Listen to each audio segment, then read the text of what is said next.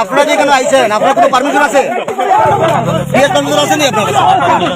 দেখান দেখান দেখান। হ্যাঁ হ্যাঁ আসলো আপনার লোকের।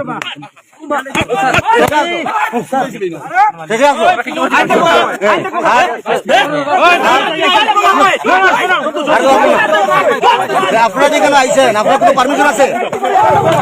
পারমিশন আছে নি আপনার? দেখান দেখান দেখান। দেখান দেখান।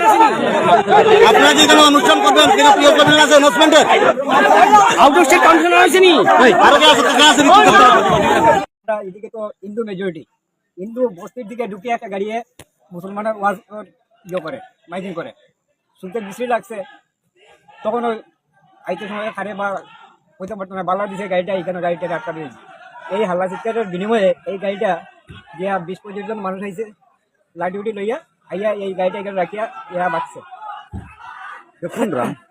কোন গ্রাম এটা? কিছুটা ওয়ার্ড নম্বর 5 যে জায়গা আমরা দাঁড়াইছি, এটা 4 নম্বর ওয়ার্ড।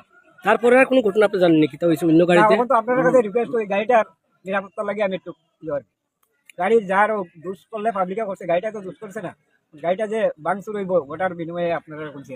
এইখানে বেশিরভাগ হিন্দু মানুষ, সব হিন্দু।